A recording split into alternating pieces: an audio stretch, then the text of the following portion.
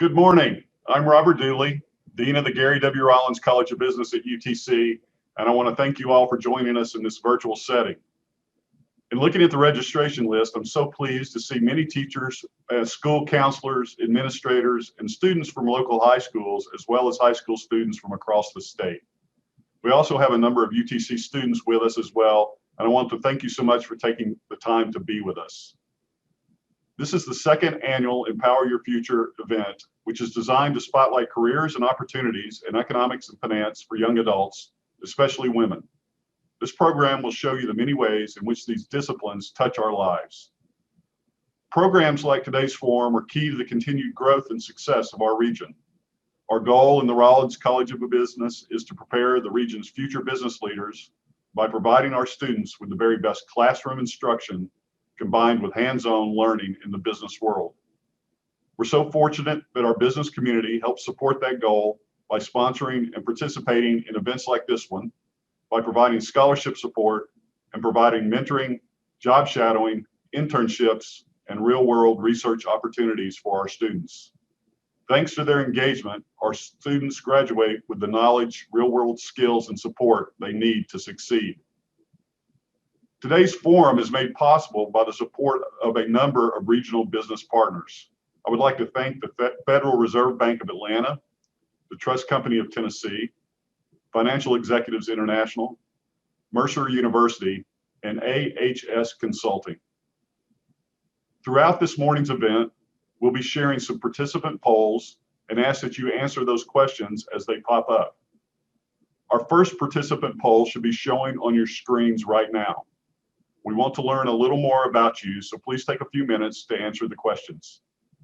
As this is our first time to host this event in a virtual setting, I have just a few other housekeeping items for you. We want this program to be as interactive as possible in this webinar setting, so I encourage you to please post questions or remarks in the chat.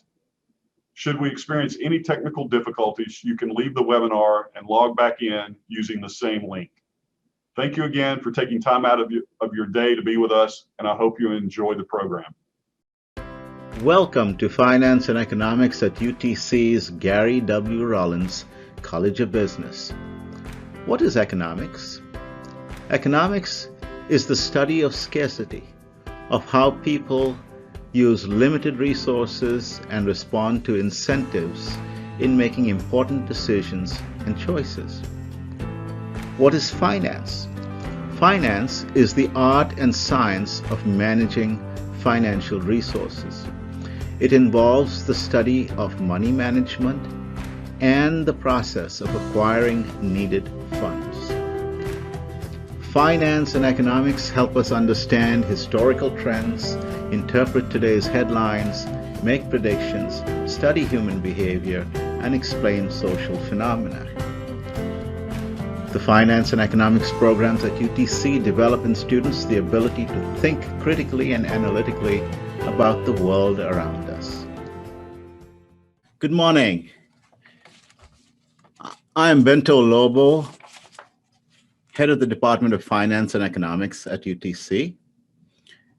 It is my pleasure to introduce our keynote speaker, Jackie Morgan, Senior Education Program Manager at the Federal Reserve Bank of Atlanta's Nashville branch.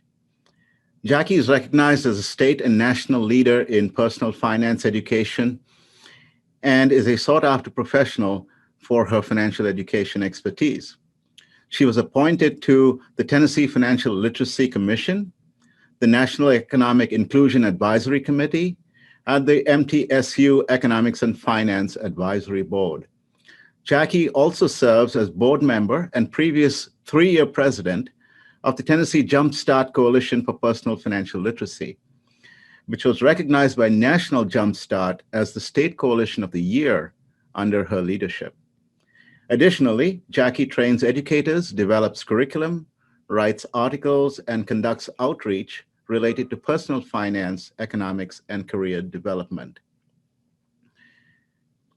Ms. Morgan has a master's degree in business education from MTSU and bachelor's degrees in public relations and agricultural business and economics from Colorado State University. Please welcome Jackie Morgan. So to get started, what we'll do is all of our participants, what I would like you to do, we're going to use the chat a bit today. So we're going to start in the chat area, and I would like for you to select the option that says all panelists and attendees, because we want everybody to see your responses. I don't want just the panelists to see your responses. So in the chat area, tell me, what school are you participating from today? We're going to give a minute and let everybody type in that chat area. Perfect. Well, as those continue to come in, oh, and Knoxville is showing up today, so welcome from Far East Tennessee also. I'm coming to you from Middle Tennessee, and so I'm so glad to be here with you to talk about what is your superpower and a little bit more about careers in finance and economics, and you'll get to do a deep dive with some of your panelists a little bit later. So during this session, what we're going to talk about are your superpowers, some potential career paths in economics and finance, and then how you can go about preparing for your career of the future. So let's start talking about more about you and your superpower. And so I want you to look at these 5 shapes that are on the screen. We've got a square, a rectangle, a circle, a triangle, and a squiggle. So your job is, first, I want you to write down which shape either you like best or you identify with the most, and 3 reasons why. We're going to make this quick, so you can either draw your shape, write down the name of the shape, and 3 reasons why.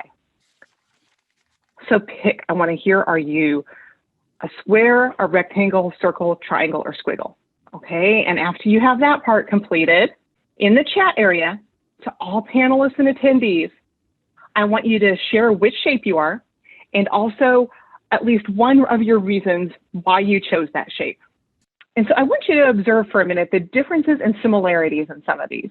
So if you had anything that was, so if you were a square, try to look for another square that might be out there and see if those were some of the similar things that you selected.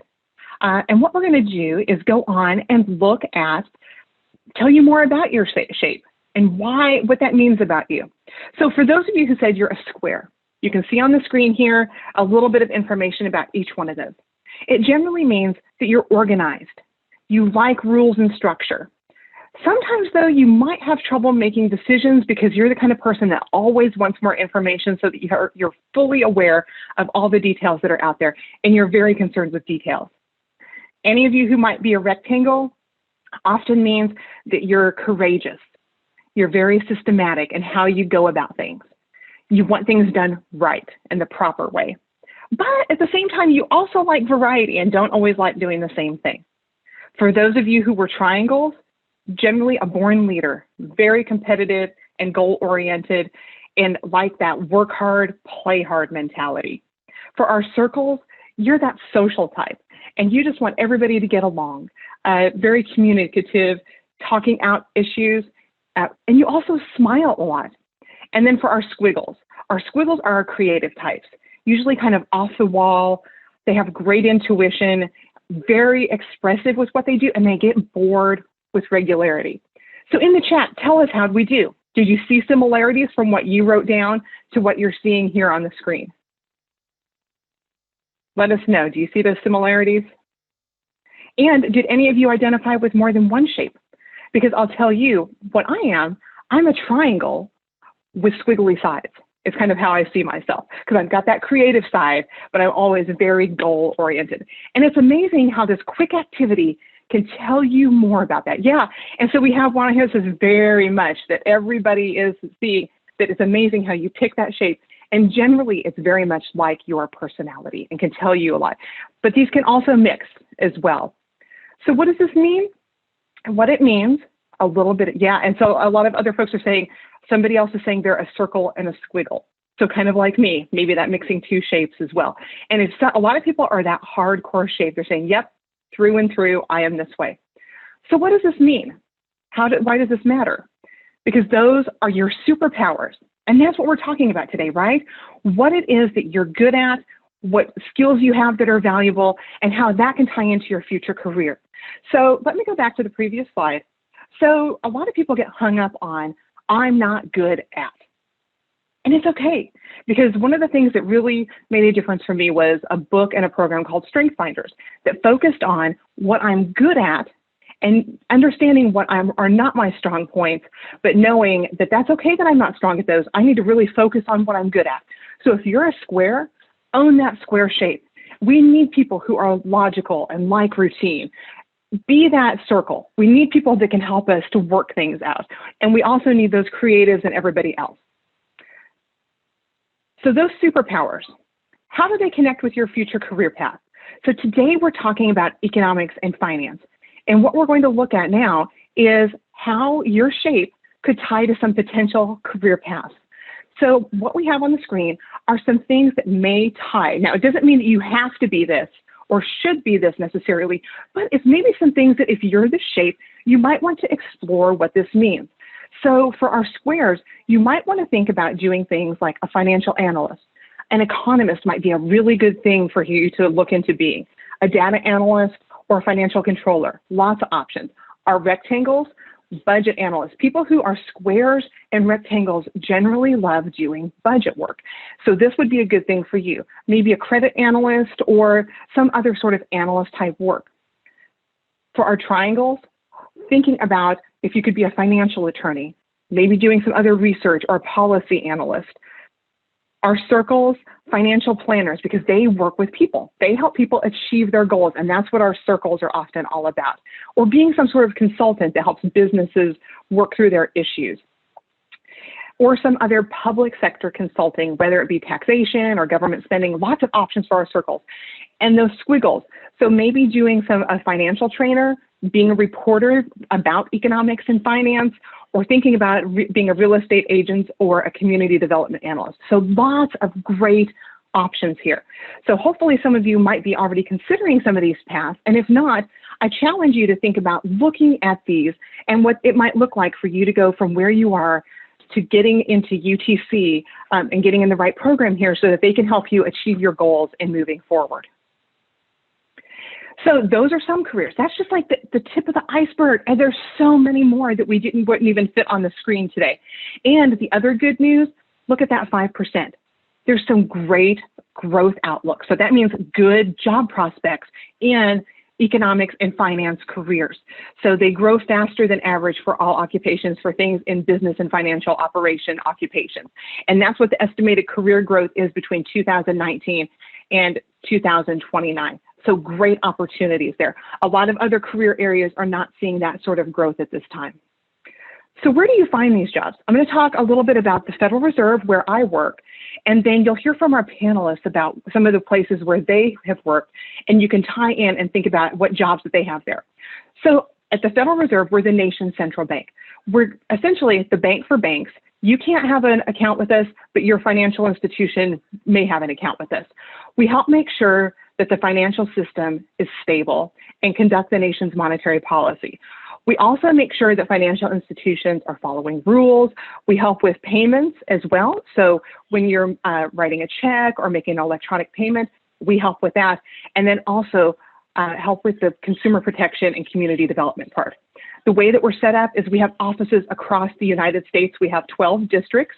We're in the Southeast and the 6th Federal Reserve District, and I work out of our Nashville branch and work actually out in Murfreesboro, Tennessee, outside of Murfreesboro, and that's where I'm working remotely. So lots of opportunities with the Fed, and each of our offices has different areas of focus. So maybe you can find an area that works for you, and that way you can tie in with that. So let's talk about the Fed and how we've progressed.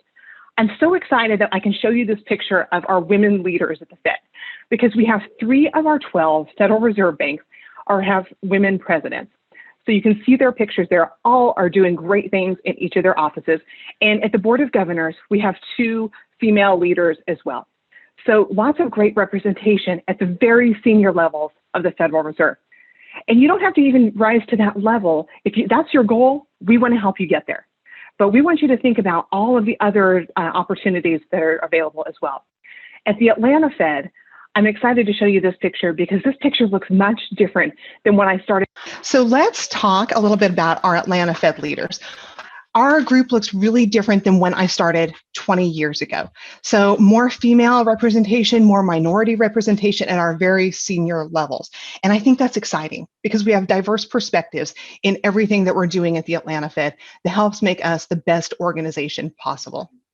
So let's talk about what kind of opportunities are available for you at the Federal Reserve.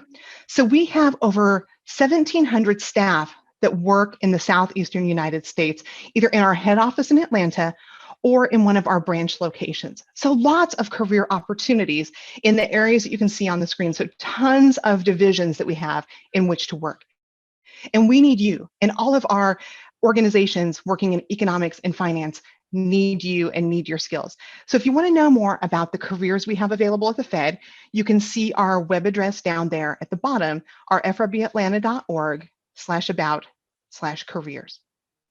So with that, I want to just mention about preparing for your career. So I want you to think about where using some of these things that are on the screen to learn more. The one I really want to encourage you to go to is that bls.gov/OOH. That is the Occupational Outlook Handbook and tells you all about the amazing careers that are available out there, what kind of skills are needed, and you can see that way what they do, how much money they make, where there's demand for those. And so that's a great resource to look and think about your future. And then all the other things that can be on there. So with that, Dr. Lobo, I'm going to pause so we can do some Q&A at this time. Thanks, Jackie. Anybody from the audience who'd like to pose your questions in the chat room? Jackie's here to field them for you.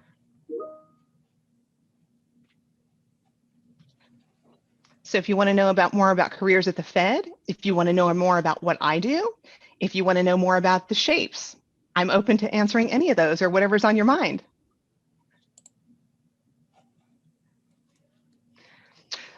So do entry-level jobs in finance and economics pay well? So I will say it depends on what the entry-level job is there. Because there's so many jobs, but there's lots of opportunities for making a good living and to be able to grow. When you're looking, one of the things I want to mention to you is when you go out and look at the Occupational Outlook Handbook, there's an area on there that talks about salary or how much can I make. Don't look at the median. Median wage is what you will generally make when you're into your job 10 to 15 years. Look at, there's a phrase on there that says the lowest 10% make. That's generally what you'll make when you start at. So I don't want to generalize it to think about that. All right, it looks like we have another question. What degrees did you pursue and what steps did you take to get to the Fed level? So my background is diverse. I still joke that I'm trying to figure out what I want to be when I grow up because I have a background in ag business and economics, public relations, and business education. And for me, that all comes together very well for doing my outreach and education work that I do with the Federal Reserve. So I do a lot of education policy work and work with the State Department of Education and at the national level to do some things.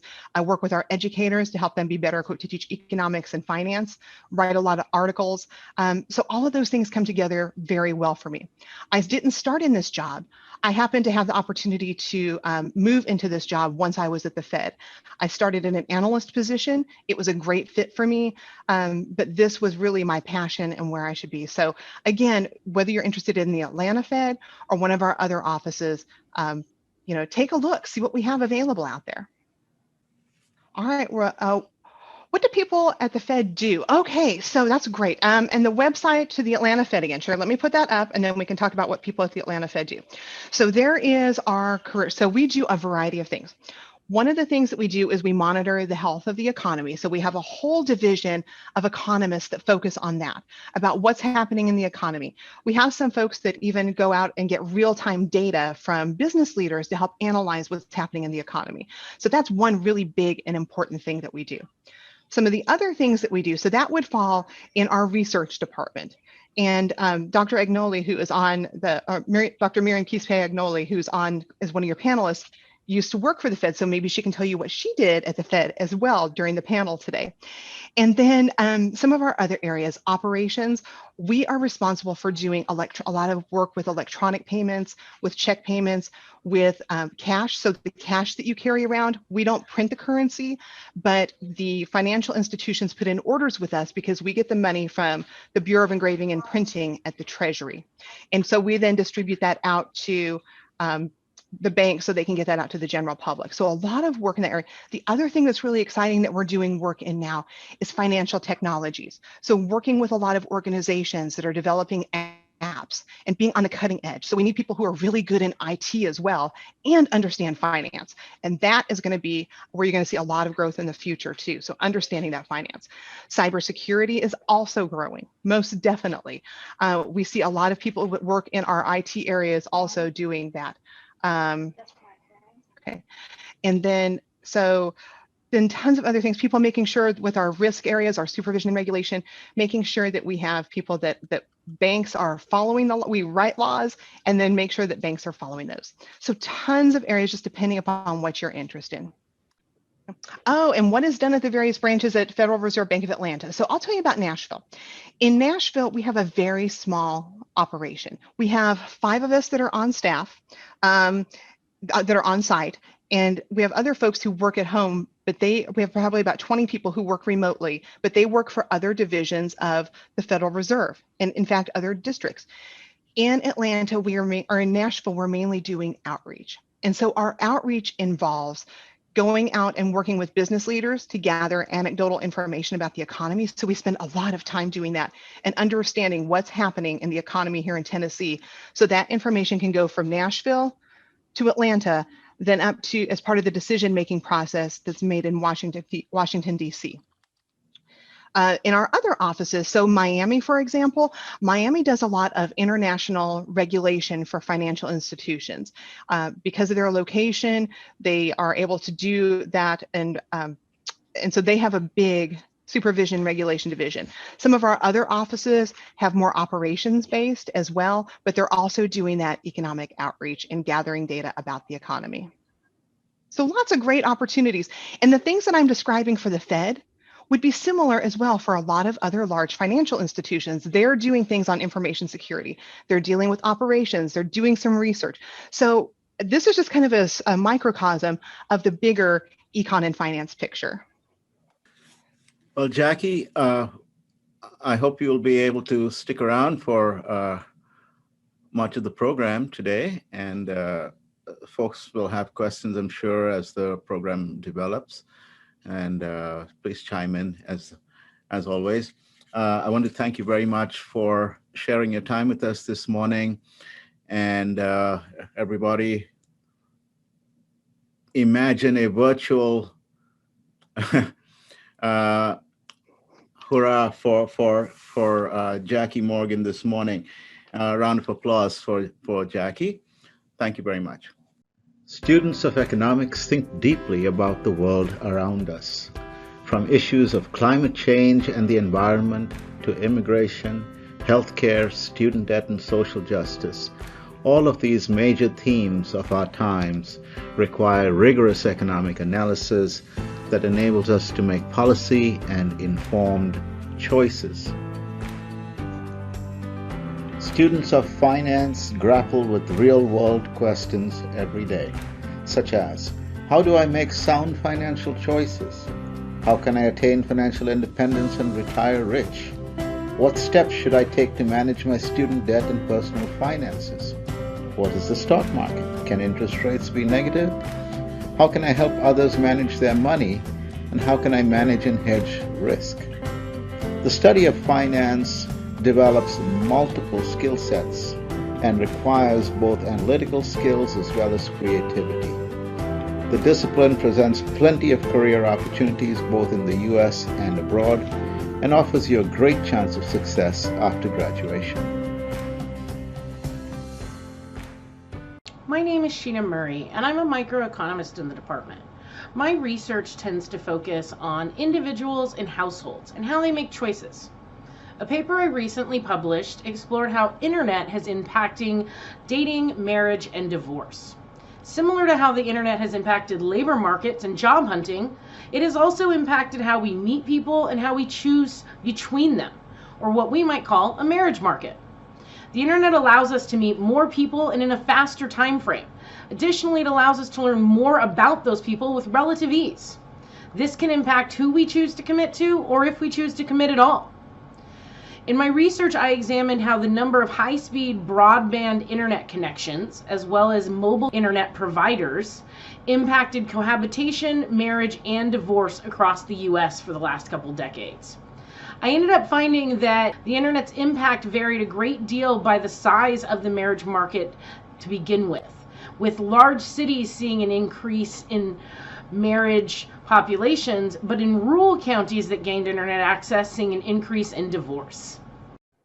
Hi, Sheena Murray with you again. I'm an assistant professor here at UTC.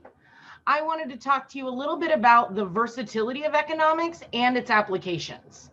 So economics is fundamentally the study of choice and how we best use our resources, our time, our money as individuals, firms, and countries.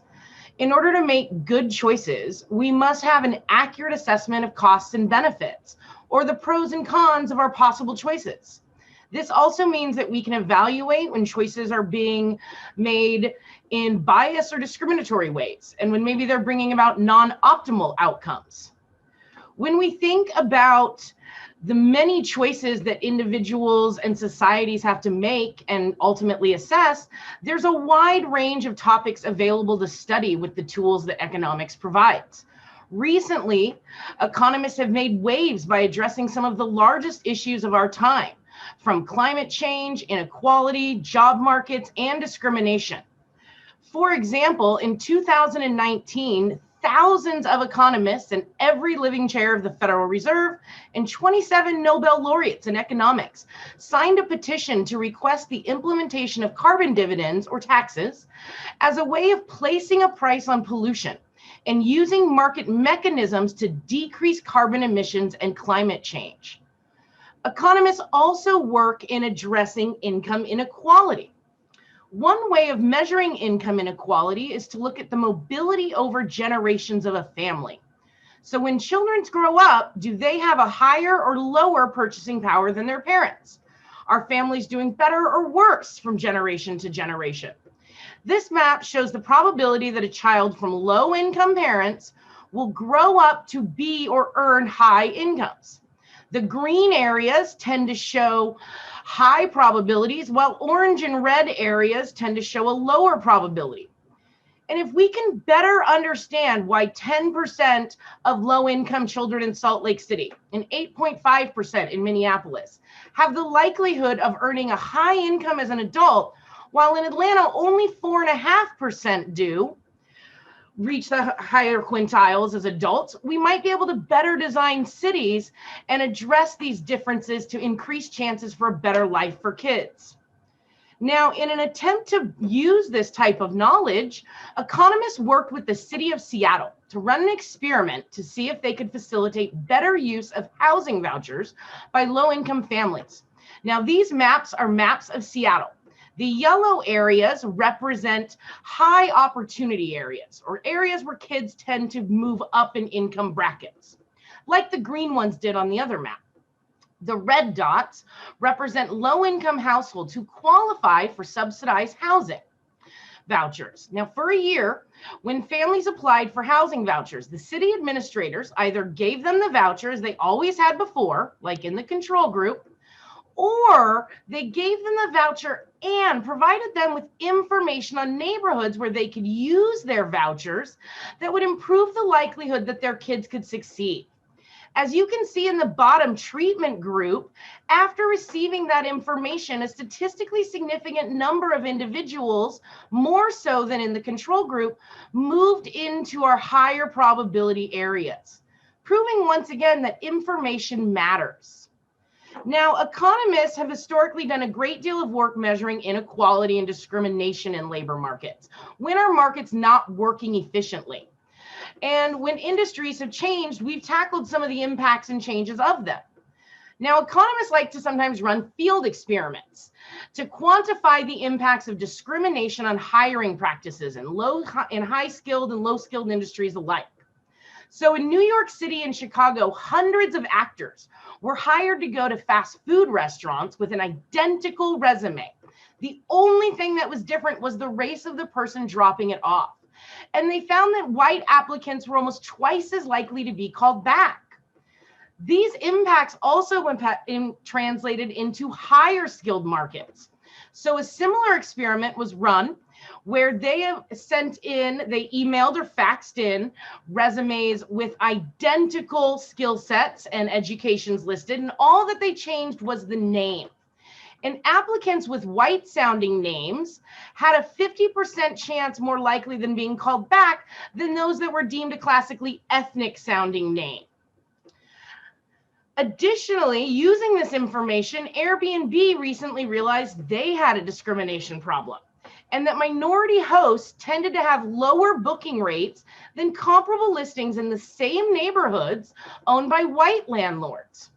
Now, working with economists, they realized that by putting the photos of the hosts on the scrolling page, people's biases might have impacted their choices.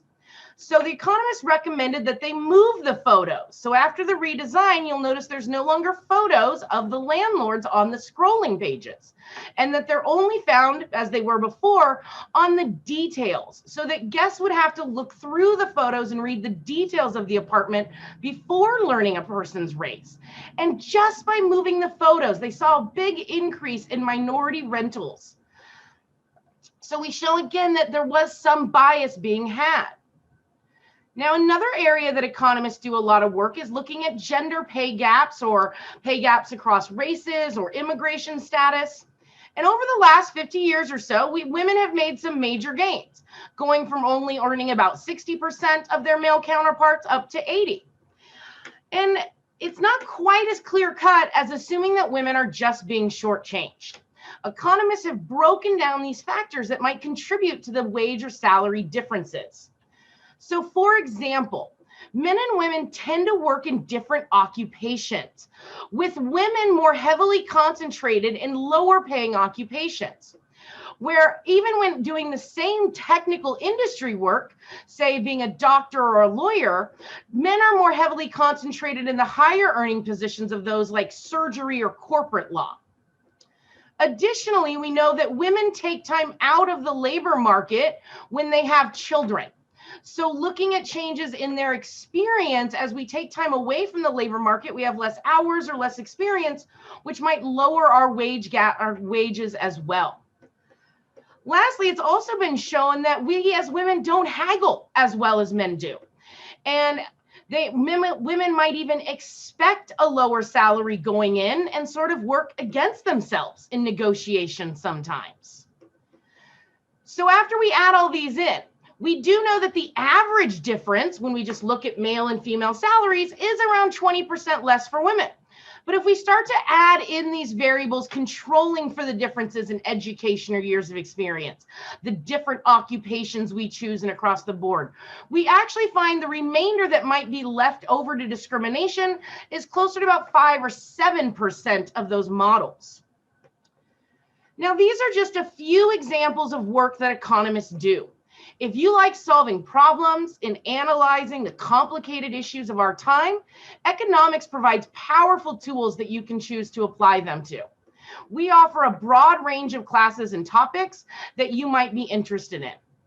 Thank you for your kind attention. Thank you, Professor Murray. If there are any questions for Professor Murray, please type them into the chat and she'll be happy to respond to you. Why don't you tell the audience your path to selecting economics as an area of study when you were a teenager, perhaps at the stage that in high school? How were you thinking about college and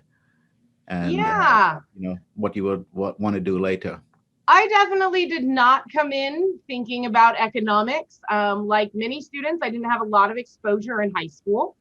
I actually came in thinking more about computer programming or maybe accounting. I knew I liked rigorous and more number-oriented research. But ultimately, I found accounting a little drab and computer programming wasn't quite enough about social issues.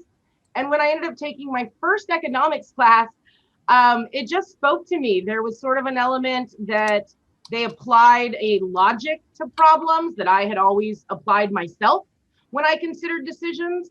We're all economists and that we make choices every day. And I appreciated that it sort of provided a language to describe the thought process I'd always used. I see a couple questions have come in. Let me address those. What's been my favorite research? So I do enjoy doing a lot of research on imperfect markets.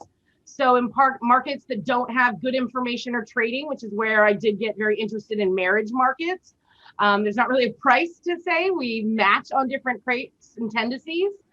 I also do enjoy discriminatory research and elements on there, trying to quantify differences and sort of solving the puzzle. Answers are so very clear cut about why are we having discrimination or what is this. So disentangling the different variables has always been sort of like solving a puzzle to me. How diverse can careers in economics be? They can be very diverse. That's a great question. Economists work in a number of fields. Arguably, versatility is one of the really great traits of this field. So whether that's working for nonprofits, whether you want to go down a government path, whether you're interested in doing corporate work, legal work, a lot of economists do end up going into legal fields. In fact, we have the highest scores on the LSATs due to logic there and contract negotiations. So it actually has a plethora of options, in my opinion. What are business analytics as a focus in economics? Yeah, so anytime you're hearing sort of this word analytics, you're really getting into data analysis and quantifiable analysis. So putting numbers down to follow trends. And if it's specifically business analytics, you're usually tracking variables of the business world. So looking at revenues, production values, supply chain elements, or different costs there. If you're looking, say, at social analytics, like some of the stuff I presented on, you're quantifying differences maybe in social variables like marriage rates or environmental trends, or looking at housing patterns, things along those lines. Are there good work working from jobs in economics from home? There is a decent amount, given that there's a number of people who do consulting and more private oriented work in economics. Additionally, a lot of economists are hired by government agencies. And government agencies have been at the forefront of flexible work schedules. They have really, have been doing flexible Fridays for decades now, well before COVID. They tend to allow a lot more flexibility, even as Jackie mentioned at the Fed, almost 20 of her staff aren't even really in office. So particularly given how many economists end up in government work, I would say yes. There's a lot of flexibility in the field, both in topics and where to work, but also in the schedules that economists work. Great questions. Thank you guys so much. Professor Murray, thank you so very much for your time. And I hope that you can stick around and field some more questions as they come up during the rest of the program.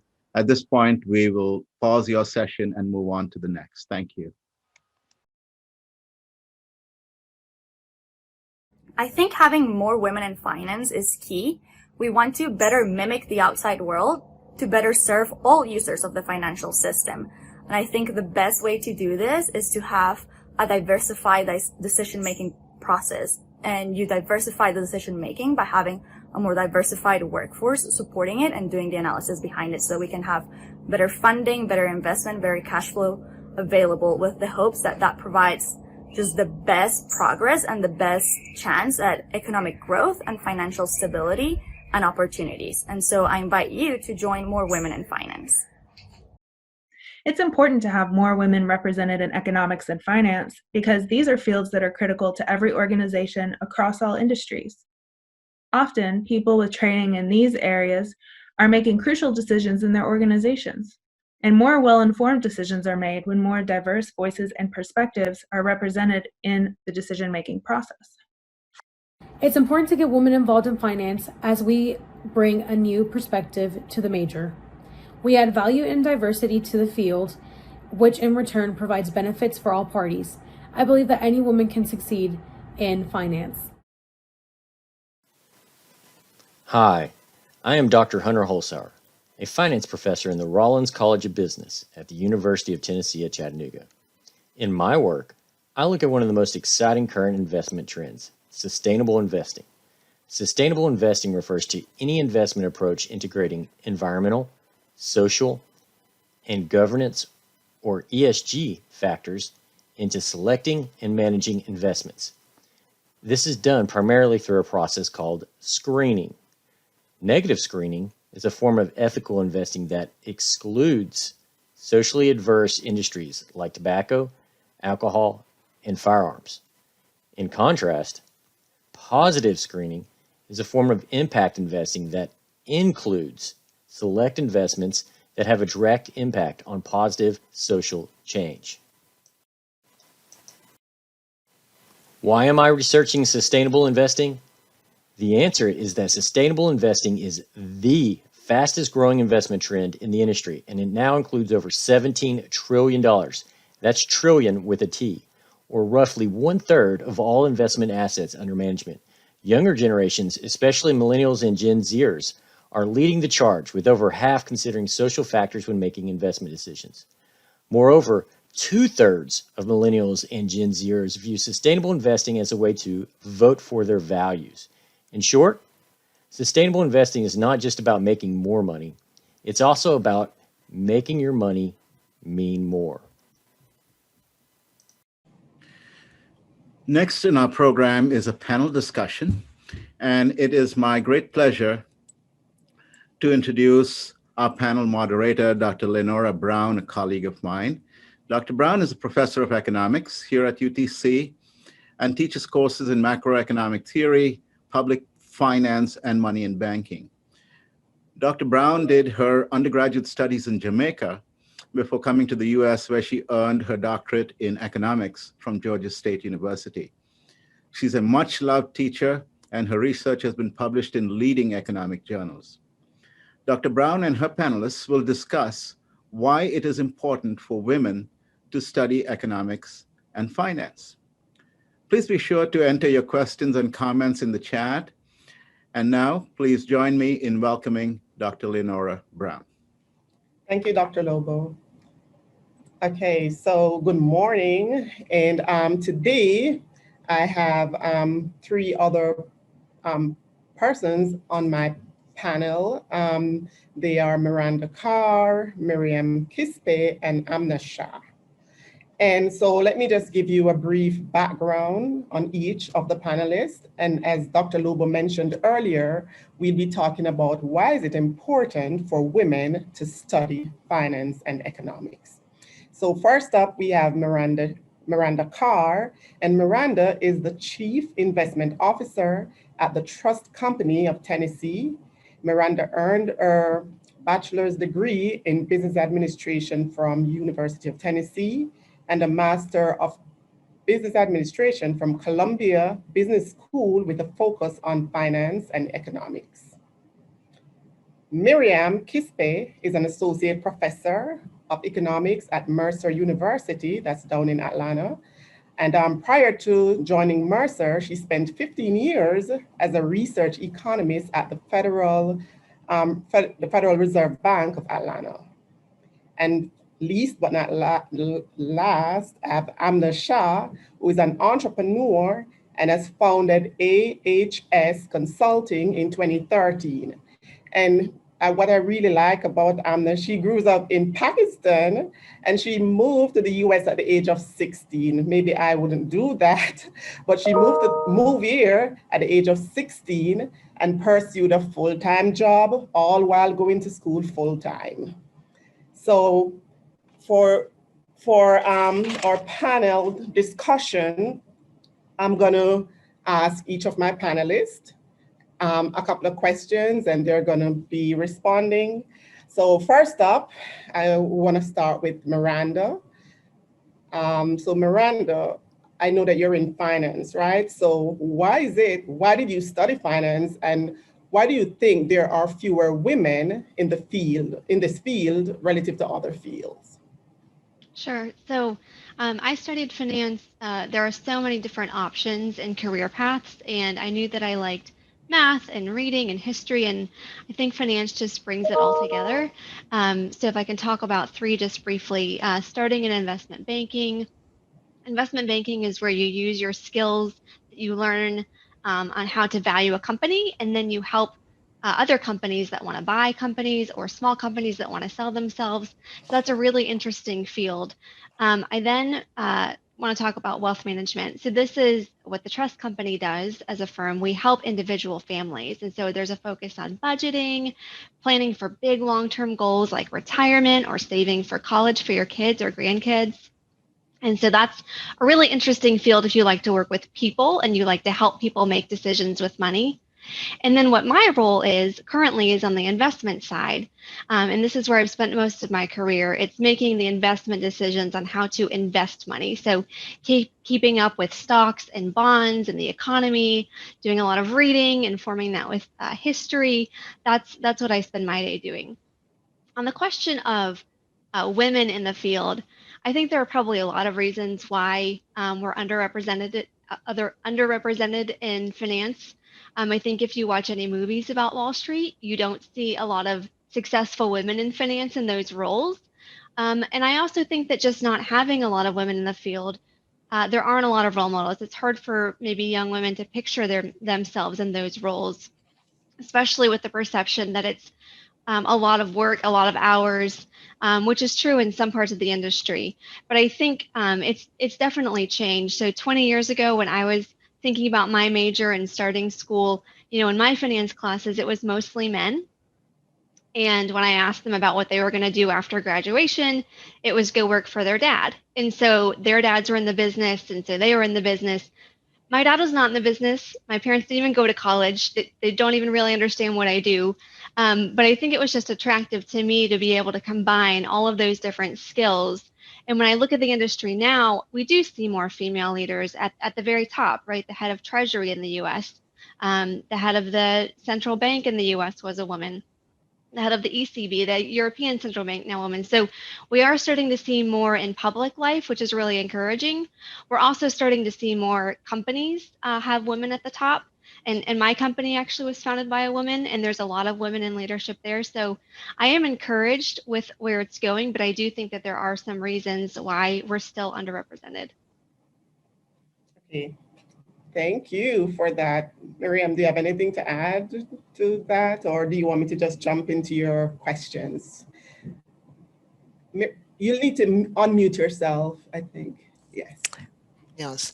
No, very interesting, Miranda. And I can actually agree 100% with you. Is when you go to a room or a conference, 99% are male. Yes. No, that's and then definitely I can identify with you. But Yes. Things are changing. Things are changing. They are changing, definitely. Absolutely. Okay, that's great. Okay, so Miriam, I know that you are an associate professor of economics down at Mercer. And so I want to know, why did you get into economics? And what is it? What is economics? So, today we have quite a few high schoolers on here, and we want to just break it down for them to understand what is economics and why did you pursue this field? Okay. Well, first of all, thank you very much for having me in this forum. I really appreciate your invitation. Economics for me, at least, it's how I think the world. Okay. It comes naturally because it's making decisions with limited resources. Just the fact that you are watching, you are participating in this event, you just applied economics, right? Why? Because your time is scarce, is limited. You have to make choices, right? Either watch this, participate here, or do your homework, but go to another class. Then just by doing that, you are, applying, you are doing you are working in the field of economics. You are making a decision with limited resources. Now, usually economics is applies, and we talk about business decisions, right? How are we going to produce a good? How can we produce a service? And the same idea applies, right? It's you have, in order to produce a good, you have to find resources, you have to utilize them, hire people, etc. Then that's the same idea behind it. Now, in this choice of alternatives, the main concept that actually my parents like, and they are not economists at all, is opportunity cost. Everything has an opportunity cost. As I said, just by watching this, there is an opportunity cost. The opportunity cost of your time by watching this is doing another, an alternative activity. If you watch the Super Bowl on Sunday, it had an opportunity cost. It means that you pretty much were not doing your homework. But anyway, that's what I think of economics every time. I must confess, my husband is an economist, therefore my child has been, facing choices since he was born, right? And the poor child has been torturing economics from day one. Now, why did I pursue this? And as you can see, I'm very passionate about, because since I was, very young, when I was in a school, I am from Peru. I'm from Lima, Peru. And during that time, Peru was going through a very, very tough economic situation. Poverty was very high, unemployment was very high, and political unrest was rampant, right? Therefore, I wanted to do something for my country. No, that's everybody wants to save the world, right? Therefore, for me, that there was that part, I was interested in social issues, how can I improve the economic situation of people in my country? On the other hand, I love math. Yes, I like numbers, just like numbers. Then for me, politics plus numbers equal economics, right? Because I could I use those numbers to evaluate, analyze policies, and start looking for the best one, and recommend those. But that's why that's what economics is for me, and that's what I have been an economist all my life. Thank you, Miriam. I have some to add to what Miriam says, but let me wait until my turn, then I will add a little bit and give you my perspective. And it's interesting that she grew up in Peru and started there, and I grew up in Jamaica. But before I tell you my story, I want to go to Amna, but right now she's having a little bit of video issues, so you just listen. And so Amna, today I want you to tell us, why did you pursue your current field, right? And what would you say, in your opinion, is the most satisfying part of your job? Excellent. Thank you so much, guys, for having us on these calls. And I apologize for the video issue. I chose to come to the office today. There's apparently a firewall issue with Zoom chats today, so meetings. So hello, my name is Amna Shah, and my career path into finance and accounting was predominantly because of a fluke. I was actually going to school for my undergrad degree, and basically, my major was marketing and my minor was economics, and I wasn't really focused on the economics part of it, but my worst subject was accounting and finance. And the CFO of then what my company was a freight forwarding company, saw accounting books on my desk, and he asked me at lunchtime, like, what am I going to school in the logistics world? Imports and exports and facilitating. So I explained to him, look, accounting is my worst subject. I'm actually getting a B, and that's going to lower my 4.0 perfect GPA. And if he could help me understand accounting and finance, I would help him on the logistics side, because the CFO of the company was not from the logistics industry. He was from the bowling alley industry, and he had no clue about freight forwarding. So we traded basically trades in that case, and I showed him how freight forwarding worked, and he showed me how accounting worked. And then, magically I understood what accounting and finance was all about, and why debits have to equal credits, and why journal entries have to balance, and why it's a required field for the world to embrace, and why accountants use it and every company relies on it. So I had to be handheld by somebody and appreciate what accounting and finance was about before I could even, basically take it as a serious course in my school. I then swiftly changed my bachelor's and master's to being a major in finance and accounting and a minor in marketing for my undergrad, and then for my major and for my master's degree was finance and accounting. So it definitely that's a 360-degree turn from not going that I told him accounting was my last class in that undergrad semester to being full-fledged accounting major for my bachelor's and master's. And in that company, I rose in the ranks as from the account manager position, which I was doing for the freight forwarding side, to a financial analyst role, to then a controller role, finance manager role, and then later the CFO of the company in a span of about 8 years. And the next part of the question was, what would I say is the most satisfying part of my job? So at this current moment, I actually own my own company, and I have it. It's a multinational company. It's worldwide presence. And the best part about the job is not being able to report to anybody, especially making a seat at the table for myself as a female entrepreneur and a woman, where my opinions are heard and attended to. And, I make sure that people, we're a consulting firm, so obviously they come to us for our expertise. So when you get to be the best at what you do, people come to you for your opinions and not the other way around, where you're trying to input your opinions and nobody is there to pay heed to them. So that's the best part of my job. And I totally am passionate about it. And obviously I'm admired in the industry because it's a very niche industry in the logistics field. I'm an accounting and finance major, and I help companies turn their financials from, if they are in the red in their profit and loss statements, I help them turn it around to where they're profitable and obviously scalable. Okay.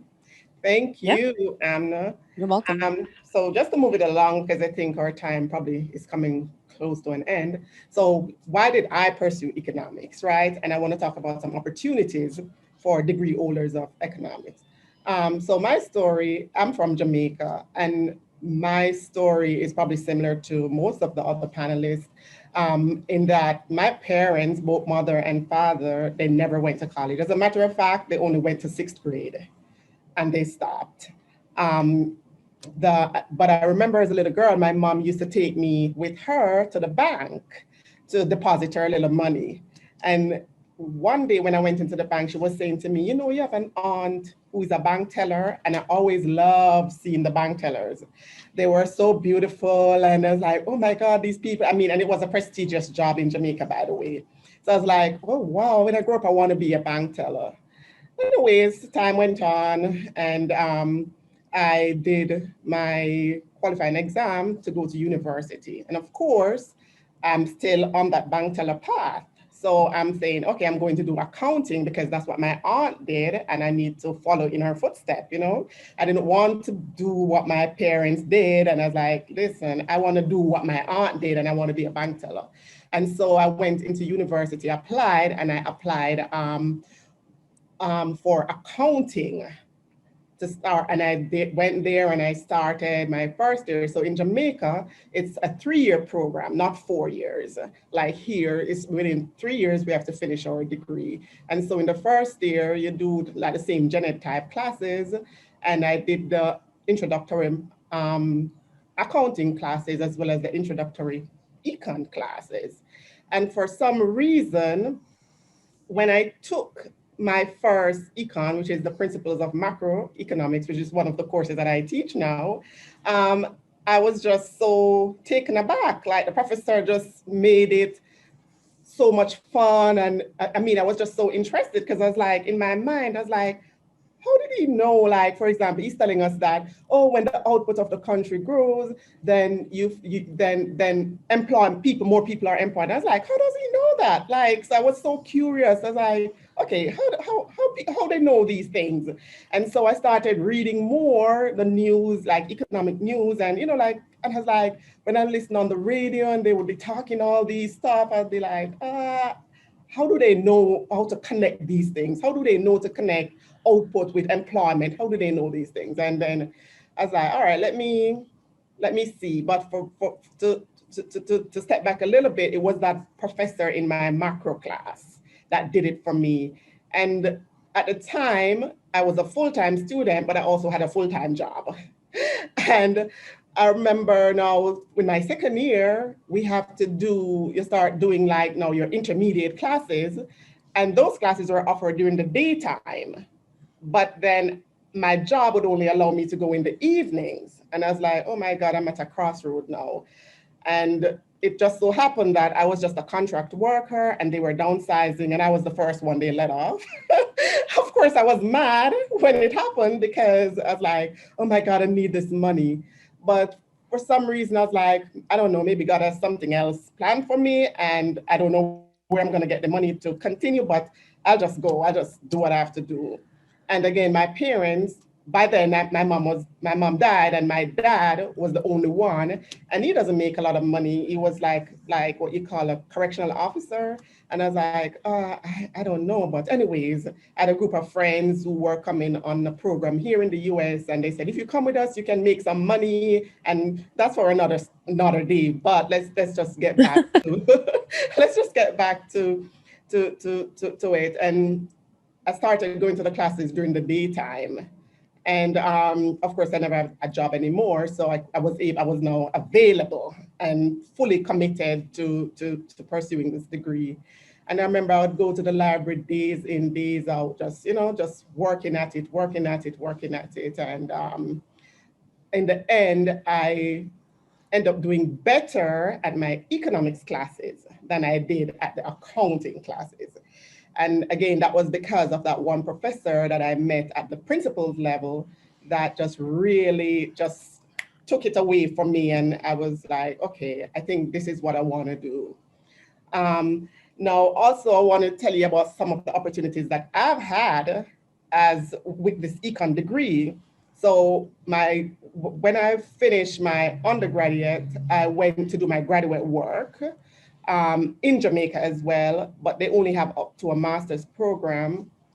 And at the end of that program, I remember getting a call to work with the World Bank as a research analyst. So I actually spent 1 year on this. They have some short-term consultancy, and I spent a year working working as a research analyst at the World Bank. And I liked it and I liked the work, but there was just something else that was calling me. I don't know. And I went back to my professor, the one who got me interested in economics. And I said to him, you know what? I like the job at the bank, but I think I want to do a little bit of teaching. I want to see, if I would like it. And so he said, okay, well, I can give you a 2-year job, but you have to promise me that at the end of it, you're gonna go and do your PhD. And I was like, okay, all right, I'll see what I can do. And of course, I started teaching. So I didn't have a PhD at all. I just had a master's and I started teaching economics. And I taught principles of macro while I was there. And I enjoyed the experience a lot. And at the end of the first year, he came back to me and said, okay, you need to start applying now for your PhD programs. And I was like, okay, I will. And I did follow through with what he said. And I came here and I pursued my PhD in economics. Now, so that along the way, I worked as a research analyst at the bank. So that was one opportunity that was available, that was made available to me, as well as now I'm a professor of economics. But when you think about it, there are so many opportunities that are available for the economics, for holders of economics degree. And as some of the previous panelists have said, like I know like a lot of the high school kids, they're into the technology age now, and they are, they just want to, they're thinking like, maybe I need to do computer to work at Google, but to be honest, let me tell you, you don't need computer science degree to work at Google. You can be an economist and work at Google. You can be an economist and work at Amazon. You can be an economist and work at Airbnb. You can be an economist and work at Uber. So there's just so many different, there are so many different opportunities out there for persons, our degree holders, our economics degree holders. So I'm gonna shut up now for a little bit, and I'm gonna ask my panelists, if anyone want to jump in, how would you describe your work-life balance at this point? Having pursued your path, how would you describe your work-life balance? Is that okay if I start? Yes, Yeah, sure. Leonora. I like I just wanted to reinforce what you just said. Yes, I said that I was an economist all my life, just in case. Please, answering one question in the chat was that if math is a requirement. I actually will think that it's more analytical skills, right? How would you like to figure the world? That's how I think is, if you are curious about the world, you are curious about questions, just how do you put them together? That's what, is answering questions about the issues, topics, business questions. As Amna was saying, it was amazing how in the world she has put, her worldwide of enterprise. But in respect with the work-life balance, economics has given me the opportunity to be flexible. Right? Because I do economics. I have been a financial analyst in a corporation for financial development in Peru. I work at the central bank in Peru. I taught in the university, and then I work at the Atlanta Fed, that was amazing, right? Like this Peruvian woman who wanted to do monetary policy actually was able to do it, right? The Atlanta Fed, not they're all the research economists, as Jackie Morgan was saying, all the research economists, they do research in order to support the president of the Fed. Then he or she can go to Washington, D.C. to the meetings and discuss monetary policy there. Then teeny tiny, but we were helping there. And then it's time for me to go back to academia because yes, I have a son that I would like to spend more time with, and I need more flexibility. And then what I do is I go back to academia. Academia gives me that flexibility, but what happens is that, for example, at Mercer, I not only teach economics courses, but I also teach business analytics courses. I teach data mining. I teach decision theory. Because I study economics and I can make all kinds of topics relevant in order to for businesses and enterprises. Then I found out that's what economics gave me. It's a lot of flexibility, and yes, I can work from home. I can work in the office. I teach online. Therefore, yes, that's what economics did for me. Thank you. And that's similar for me. Okay, I'm coming back around to you, Miranda. But that's similar. I have a similar story to Miriam because it gave me that flexibility as well. Because and of course my story is slightly different. And I'm a single mother. And when I say single, I'm single in every sense of the word because I have no family here in Chattanooga. So it's just me and my daughter only existing here in this big wide city. Right. And so being a professor, it allows me that flexibility that Miriam mentioned earlier, just to be there for her, right. And to be able to be here and teach my classes. So in terms of that, I know that's my flexibility, very similar to Miriam, but maybe Miranda has a different flexibility, that she wants to tell us about. Yeah, I was just going to chime in since I don't work in academia and I don't work for myself. I work for a company that expects me to show up to work, at regular hours, I guess.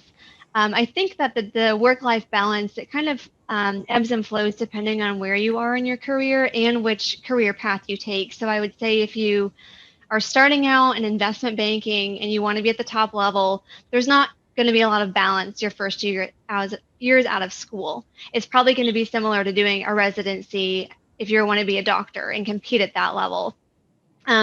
15 years into my career, I can say that I have a really good balance. I have 2 toddlers. They're 3 years old. They're twins that I spend a lot of time with them. I don't really work weekends. And I think about the young women in our firm, probably work about 40 to 45 hours a week. So comparable to what you would do in another career and probably higher pay for that level of hours. And I would say also governments have been flexible in time, but I think private companies now have to compete with companies like Google and Facebook who allow for flex time and lots of leave. And even small companies are providing a lot of maternity leave, a lot of parental leave. And so I'm able to work from home. I'm able to be a bit flexible if I need to, take my daughter to an appointment or something like that. Even private companies now are much more friendly, I think, to work-life balance, and especially a few years into the career. So from my perspective, it's, I would think a lot of people would really imagine that if I own my own company, I have a lot of flexibility and I can come and go as I please. But it's a strange one because I've always been a workaholic. So when I came to the United States, I was working full-time and going to school part-time, full-time. So it was never a part-time situation for me, right? So I've always been in that silo where I've always worked full-time. And for me right now too, I mean, I put in 50 to 60 hours a week working and managing the personnel in the company. And I think it's a choice. I can hire more managers and have them be the tiered managerial approach in the company. But that's the way I like it. I like my personal approach where I manage my own personnel and I am the person where the buck stops, right? If there's a customer complaint, it comes to me and I want to attend to it and make sure my customers are taken care of. So sometimes my kids have to pry me away from work. I have an 11-year-old and an 8-year-old.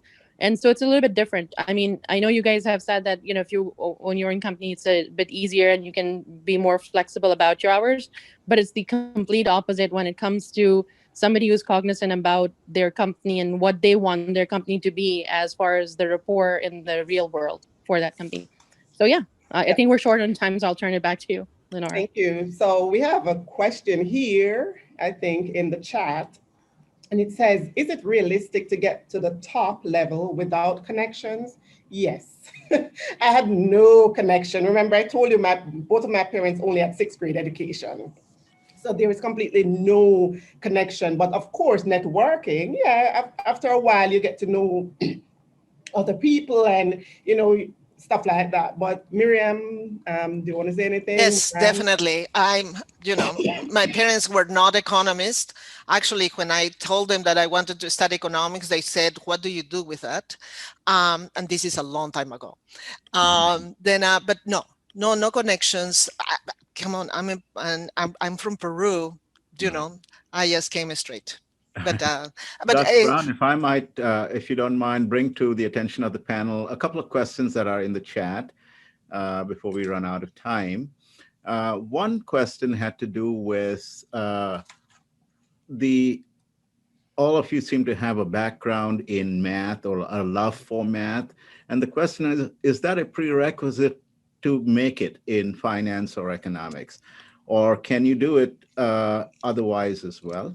And the other question that I'd like to toss to you from the chat is how important is it, or how far can you go with a bachelor's degree in economics as opposed to a graduate degree? So I'll take the first one. I think Miriam pointed out probably very nicely where she said mathematics is not a prerequisite, but analytical skills are. And I agree with her 100%. I think you need to there's supposed to be some sort of curiosity in you to understand what you're reading or what material you're going through. And reading accounting books didn't do it for me until somebody put it in perspective for me.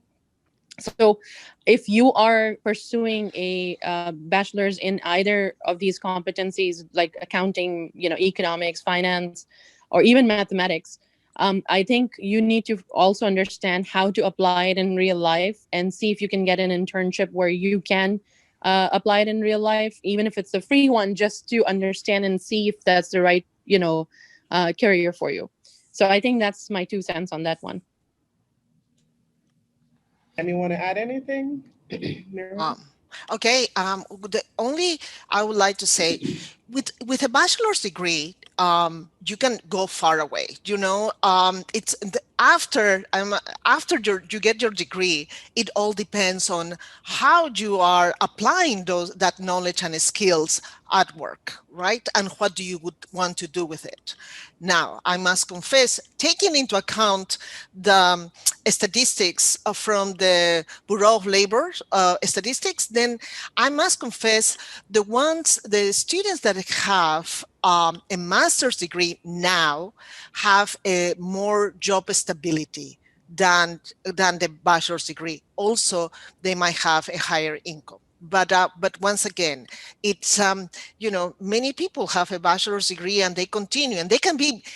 That's the beauty of economics, is that you can apply it to different ways and you can apply to different fields.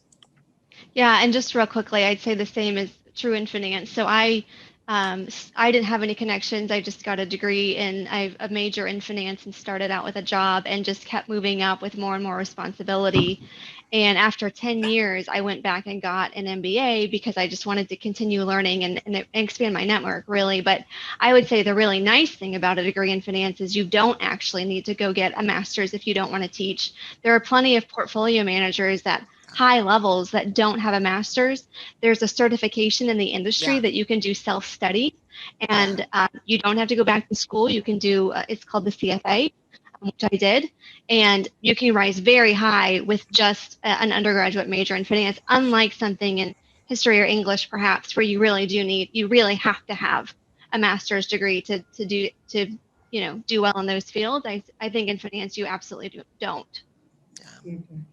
I think there's another question here, that what kinds of software have you all found the most useful in your careers? What I would recommend is you need to have some Excel. It's a good Excel, Word, PowerPoint. And no, I'm not advertising for Microsoft, but it is important. I'm sorry. I think in general, QuickBooks is a good one. All the startup jobs actually require QuickBooks, and if you understand QuickBooks, it's the easiest one. And I don't really personally like the software when you get to a level. There's a lot of lack of controls in the software, but it's definitely something you can use in your daily lives. I mean, everybody, like our company requires our junior accountants to know it when we hire somebody new.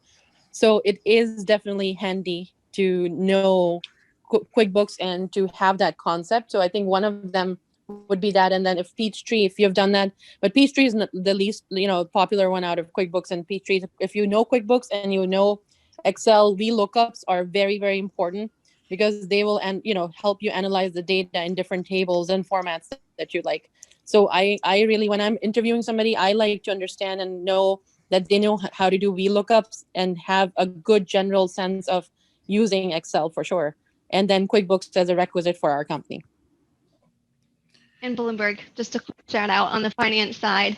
If you want to do research, if you want to pull data, understanding Bloomberg is really important, and UTC has a great setup for that. It's amazing for students to be able to come and have that available to them. That's a really, really big selling point, I think.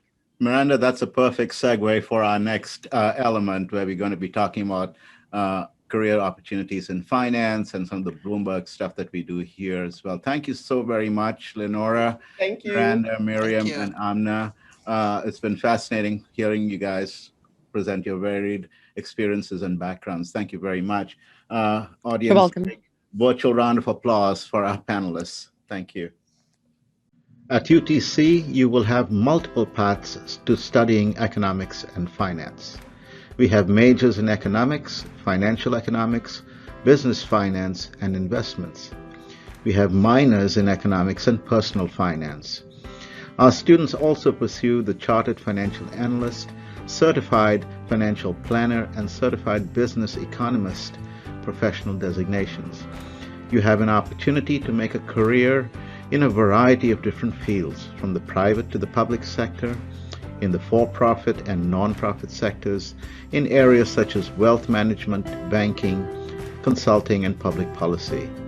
According to payscale.com, the national average starting and mid-career salaries for economics and finance majors is significantly higher than for the average business major.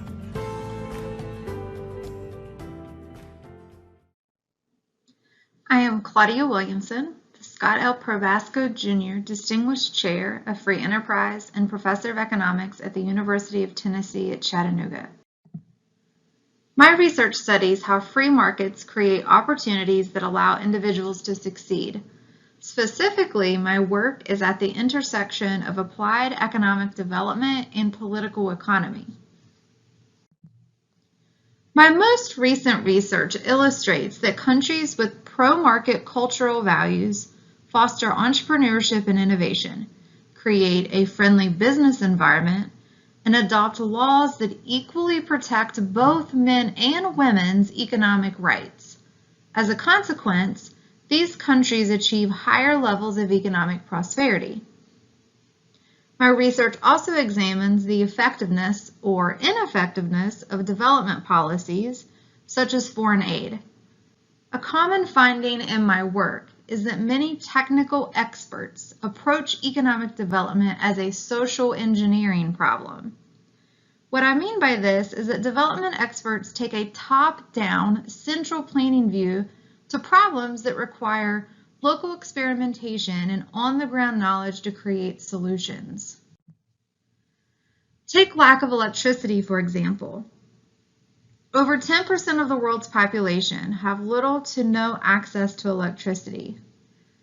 A social engineering mindset argues for government funding provided by foreign aid to build electricity plants so we can turn the lights on, when in fact, solutions to poverty, including lack of electricity, require freedom, the freedom for local entrepreneurship and innovation from the ground up. Hi, my name is Haley Johnston and I am a senior finance major here at UTC. When I first came to college, I was not sure what I wanted to major in or who I wanted to be when I graduated. All I knew is that I wanted to make an impact on my community and help others. And to a lot of people, a lot of other majors may come to mind. But to me, finance came to mind. With finance, there are always new things to learn and ways to grow. And that is what is my favorite thing about being a finance major here at UTC, is that the professors are always giving you opportunities to apply what you're learning in the classroom to hands-on things. For me personally, this looked like being the lead financial analyst in the Smile Fund and receiving a dream internship and being the treasurer of my sorority, Chi Omega. Being a female in finance is so empowering, and I encourage you to take it on as well. Finance is so much more than money. It's about making an impact on your community and helping others. If I look back to who I was as a freshman, I am so happy that I decided to major in finance. I am now about to start my second semester of senior year, and I graduate in May. And I currently have an internship at TVA in financial services where I'm hoping that I can receive the dream job that I want in May. I owe all of my success and everything that I have been able to accomplish so far to UTC and to my professors. And I encourage you to think about finance and think about the impact that you could potentially make in the finance world as an empowered woman. Hi, my name is Noble Angliori, and I'm a recent graduate from the university, and I majored in finance with a concentration in investments. To say that the College of Business changed my life would be an understatement.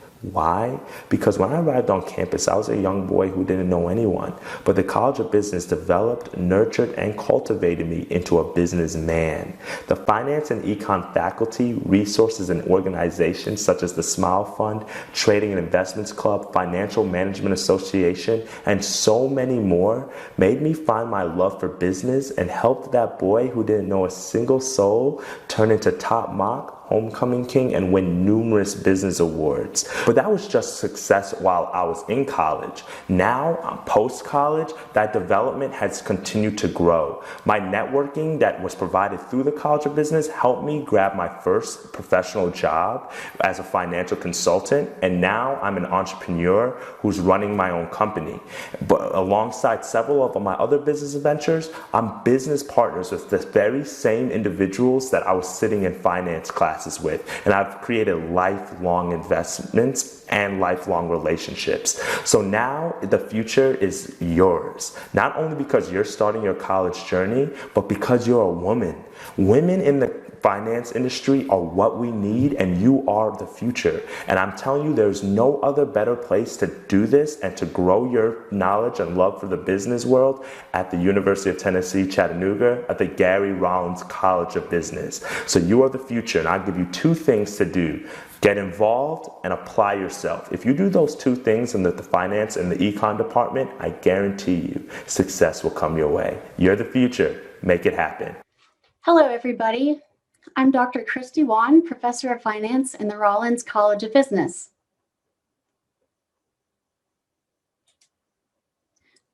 Do you enjoy working with numbers? Do well in math? Manage your money wisely? Do you want to own your own business one day?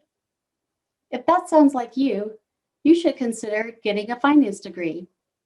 You could become a financial analyst, financial advisor, portfolio manager, banker, and much more. Did you know that the median annual salary of financial managers in 2020 was about $81,590? The pay is really good, but remember, you've got to love what you do. Another great thing about studying finance is that you learn how to manage your money better and how to help your family members with their money. According to the Bureau of Labor Statistics, employment of financial managers and financial analysts is projected to grow between 11 to 19% from 2016 to 2026, faster than the average for all occupations.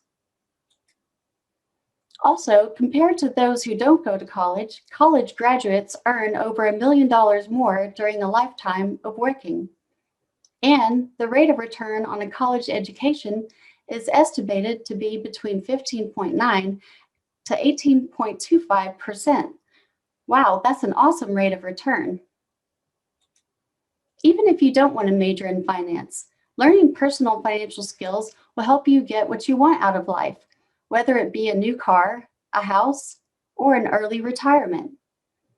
Let's put this in perspective. Do you know what compound interest is? You can earn compound interest by investing your money, say in a bank account or in the stock market, and then you earn interest on interest. For example, let's say you spend about $36 a week on eating out. If instead you could invest that $36 a week at 7% interest for 30 years, you would have $193,489. This example shows what would happen if you invested $10,000 a year for 40 years and earned about 3% interest. You would end up with $800,000. There was a survey of people who had at least $25 million in assets, and they were asked which of the following factors were factors in becoming so rich. They said that hard work and education were the top two factors. And then another survey found that 68% of extremely wealthy people were self-made, meaning that they started with nothing and they earned their way to the top. You might think that what I've been talking about so far only applies to men. However, a study focusing on women found that 60% of wealthy women earned their own fortunes, and 45% of American millionaires are women. Women own about 10.1 million companies, and they employ 13 million workers. And finally, 50% of the stocks in the United States are owned by women. Speaking of stocks, how many dollars worth of stock investments are out there? Well, in the United States, we have about $30 trillion, and that's just 44% of all the stock investments in the world. What about all of the money in the world? There's about $86.5 trillion. Apple stock actually makes up over $2 trillion, just to put things in perspective, and Amazon stock makes up about $1.5 trillion. Now that you've learned about what you can do with a finance degree, maybe one day you will work in a finance position at one of these companies. It helps just to have knowledge about finance, so make sure that you consider becoming a finance major at UTC. Thank you for your kind attention. Hey guys, my name is Melissa Mueller and I'm currently a senior finance major here at UTC, and I'm also interning at Tennessee Valley Authority in the Financial Services Department right now. So I have always been a finance major. I don't have some cool story of how I got into finance because it's something I've always been passionate about since I was in high school and interested in. So that's just something I've always loved. So that's kind of why I chose to be a finance major.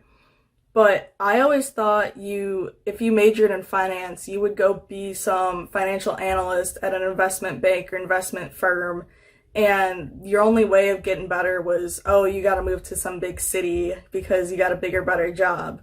I didn't know that there were so many career choices that you can go into with this degree. So after I actually learned how many options I had, I am now leaning toward taking my degree and going into either real estate or becoming a certified financial planner.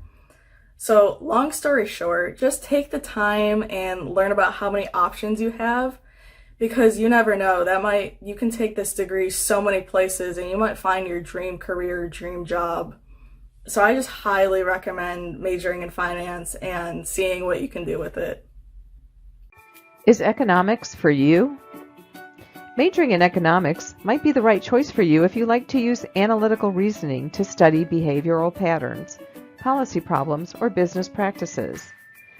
The critical thinking and problem-solving skills a degree in economics can help you develop are useful in many fields, including law, medicine, government, and public policy. What does an economist do? Research economic issues, conduct surveys and collect data, analyze data using mathematical models, statistical techniques, and software, present research results in reports, tables, and charts. Interpret and forecast market trends, advise businesses, governments, and individuals, and recommend solutions to economic problems. According to the Bureau of Labor Statistics, the national average annual wage of an economist is $116,020, which is more than double the average annual salary for all occupations. Employment of economists is projected to grow 14% over the next 10 years, much faster than the average for all occupations. Have you heard of these famous women in finance and economics? Janet Yellen, first female Treasury Secretary and former first female chair of the Federal Reserve. Christine Lagarde, President of the European Central Bank. Cecilia Rouse, incoming chair of the Council of Economic Advisors under President Biden. Geeta Gopinath, chief economist of the International Monetary Fund. Elinor Ostrom, in 2009, was the first female Nobel laureate in economics. Esther Duflo, 2019 Nobel laureate in economics. Carmen Reinhart, chief economist of the World Bank Group. Kamala Harris, our first female vice president, has a degree in economics. Hey guys, thanks for getting on. I'm Melissa Mueller and I was the president of the Smile Fund during 2020. Hey, I'm Jacob Snook and I'm the current president of the Smile Fund. A little bit about the Smile Fund. We were started in 2015 with an initial $250,000 from the UC Foundation. It has since grown to $850,000, and this does include another $250,000 from the UC Foundation. We also started with only 15 students, and now our team has grown to over 50. When you're a part of the Smile Fund, you were able to gain knowledge in portfolio management, investment strategies, and equity valuation. I personally have learned a ton about fundamental analysis, and that term definitely wasn't in my vocabulary prior to joining the fund. You also become very comfortable being in our Bloomberg lab at the College of Business and using the Bloomberg terminals. I know Jacob and I have spent countless hours in the lab and using the terminals. I know he was there well past midnight last night. This is the basic structure of the Smile Fund. We have 7 officer positions, and then we have 5 chief analyst positions, and each chief analyst covers 2 sectors. We then have about 20 lead analysts and 20 junior analysts. This makes our team about 50 students in total. And having the fund set up this way allows for many opportunities to be in different positions throughout your time in the Smile Fund. I have personally been in the Smile Fund since my sophomore year, and I started out as a lead analyst in energy and then moved to a chief analyst position. And I just finished up as president. So there are definitely opportunities to move into leadership roles. Yeah, I mean, absolutely. If you work hard and just express an interest in being a leader of the fund, we always try to find a way to help you learn and grow into that new position. I started out as a lead analyst as well, researching utility companies, moved up to VP of market analysis and led our macro research, and then now I'm the president. So all sorts of opportunities to move up. When you're part of the Smile Fund, you're a part of a team that invests real money. So the $850,000 that I mentioned earlier is all real money that is invested in stocks. So there is definitely the risk that we could lose a lot of money if we make the wrong investment decisions.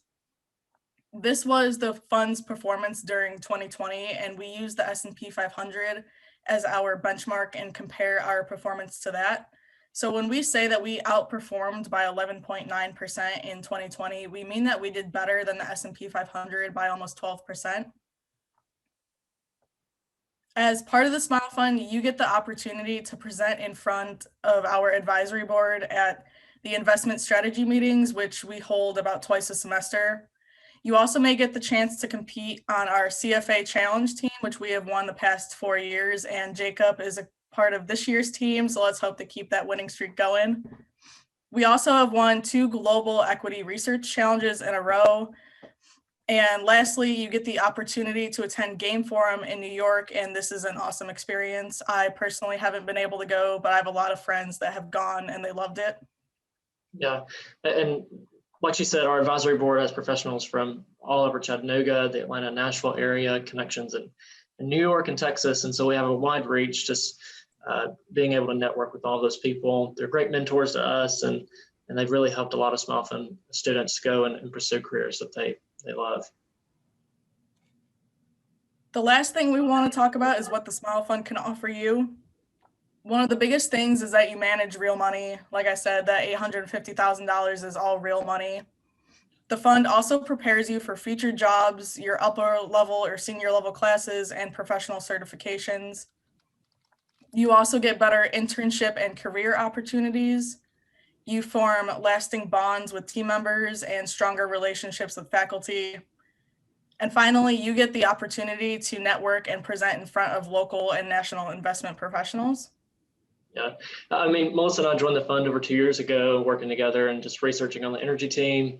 Spent so many hours in Bloomberg Lab, and we've really been able to teach each other a lot and made some great friendships. And through the connections I've been able to make through the Smile Fund, I've landed internships with TVA and a wealth advisor here in Chattanooga. So many opportunities just to network and to make friends with all sorts of people. And just, I encourage you to really check out the Smile Fund and see what all it can offer you.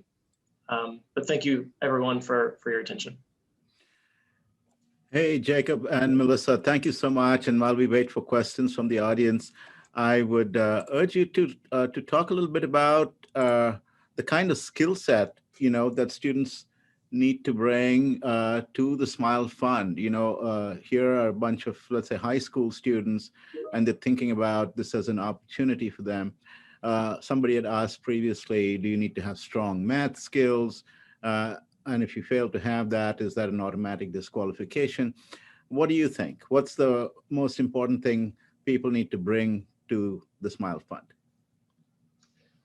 Sure. So I think it's just an ability to learn and to work hard. We have people from majors of all over, College of Business and UTC.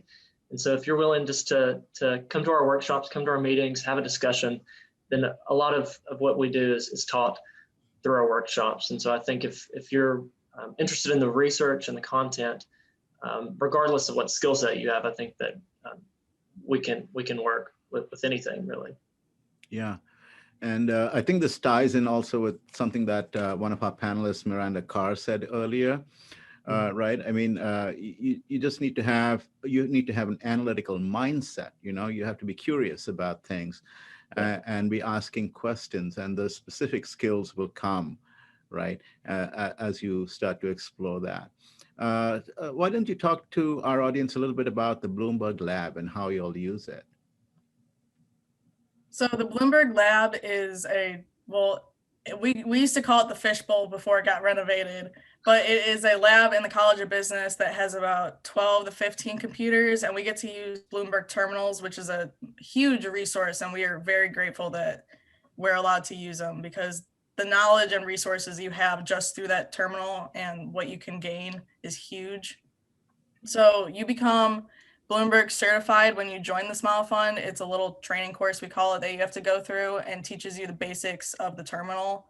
But even just learning those basics, there's still thousands of functions you can learn. Like, I know my favorite, you definitely don't learn during the training course, but we use it for research. We use it for tracking our portfolio, tracking our performance. We kind of just use it for everything. Yeah, and we're proud of that lab. It's the largest lab of its size, probably anywhere.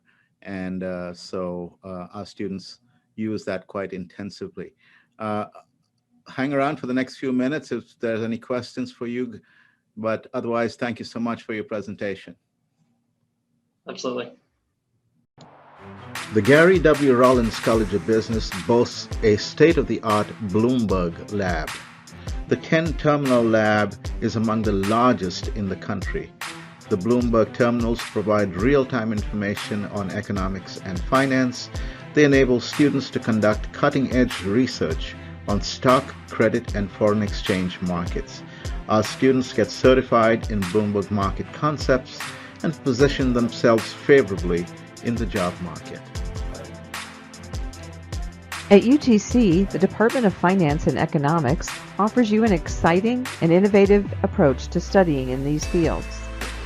Apart from regular classroom instruction, we have a phenomenal experiential learning opportunity called the Smile Fund, in which students manage over $700,000 of real money. 86% of our majors complete internships while they study here, and 91% of our graduates work in their area of interest or go on to graduate school or start a business of their own. Our 10-terminal Bloomberg Lab is one of the largest such labs anywhere, and students get exposed to the information portal used by all practitioners in the field of economics and finance. We take students to New York City every year for the Global Asset Management Education Forum, where students get to hear and meet the leading practitioners in the field. Our students present undergraduate research at conferences and participate in research competitions regularly. We have won the Regional CFA Research Challenge 4 years in a row. Additionally, we have a variety of student clubs that allow students to learn about careers in finance and economics and build a valuable network for when they get out. And students have the opportunity to study abroad in a variety of different locations while you're at the Rollins College of Business. Hi, I'm Yelena Lashevsky, and I graduated from UTC with finance and accounting degrees. I started my studies at UTC as an accounting major, with plans to become a certified public accountant. However, my plans changed when I took my first finance class. Working with company financials and analyzing data was so intriguing to me that I decided to add finance as my second major. At the same time, UTC was forming its first student-managed investment learning experience fund, which stands for the Smile Fund. I wanted to be part of the Smile Fund because it promised to provide hands-on experience in my newly discovered areas of interest, finance and investments. I interviewed and got a VP of Fundamental Analysis position with the Smile Fund. That is when everything changed. At that moment, I knew I wasn't going to sit for the CPA exam. My sights were set on a Chartered Financial Analyst, or the CFA designation, which is the gold standard in the finance world. Being part of the Smile Fund was the best experience at UTC. Aside from providing real-world, hands-on experience, the Smile Fund facilitated opportunities and possibilities that I did not think were feasible. For example, working with industry professionals to analyze investments, writing professional research reports, presenting to investment committees, travel opportunities to New York, including a field trip of the New York Stock Exchange, and even an internship opportunity that turned into a full-time job offer. Moreover, my involvement with UTC and the Smile Fund provided me with many sought-after networking opportunities and eventually a very successful career in finance. I have obtained my CFA designation in 2018 and have worked as a research analyst at Patton & Patton in Chattanooga, Tennessee since 2016. A degree in finance not only opens many career opportunities, it will also help you make informed financial decisions and gain financial independence. Getting a finance degree was one of the best decisions that I have ever made. Hi, my name is Joshua Lawson, and I graduated from the University of Tennessee at Chattanooga in 2018. I studied finance and economics, and I would definitely recommend it to anyone. It's opened up a lot of doors for me, and one of the things you'll find is that no matter what kind of people you're hanging around, whether it's physicians, dentists, anthropologists, engineers, everyone enjoys talking about the stock market, they enjoy talking about the economy, and being able to have an educated opinion on those things has opened a lot of doors for me, and you'll find that people really want to hear what you have to say. My two recommendations for anyone who chose to pursue finance and economics at UTC is to, one, get involved in the Smile Fund, and two, take econometrics I took it with Dr. Alam, but it may be someone else teaching it by now. Definitely do those two things. Those have been the most impactful in my professional and academic career. Now, if you can't tell, I live in sunny Buffalo, New York. I just graduated with my master's in finance, and I'm also completing a master's in mathematics. I also teach 2 courses here as an adjunct instructor. I teach derivative securities to the undergraduate and graduate students. And I think it's really important that we reach out to young females, especially, to get them interested in economics and finance. It's predominantly predominantly males in the industry. And one of the things you'll find is that whenever you get a group of people together who are very similar, they have similar ideas. And so we need diverse people and diverse ideas to continue pushing the fields of finance and economics forward. It's a terrific discipline, and I would recommend it to anyone, and especially young females. I hope you join the Chattanooga family. Take care. Finance and economics students have numerous scholarships available to them. Many are available to all business majors, but some are only for economics or finance majors. Our newest scholarships are for women who choose to study economics or finance. These are sponsored by the Trust Company of Tennessee and Chattanooga's Financial Executives International organization. Well, thank you for attending today's Empower webinar. I would like to thank especially our partners for today's event, Jackie Morgan from the Federal Reserve Bank of Atlanta, Miranda Carr from the Trust Company of Tennessee, Miriam Kispe from Mercer University, and Amna Shah from AHS Consulting, and also the Financial Executives International organization that supports this program and our programs with scholarships. I would like to especially thank several of my colleagues who helped produce this event. Dr. Sarah Canetzi, Katrina Craven, Jessica Baudet, and Deirdre McGee. I hope you found this webinar useful and informative. Please feel free to reach out to me if you need any more information about the finance and economics programs here at UTC. Thank you, and see you again next year.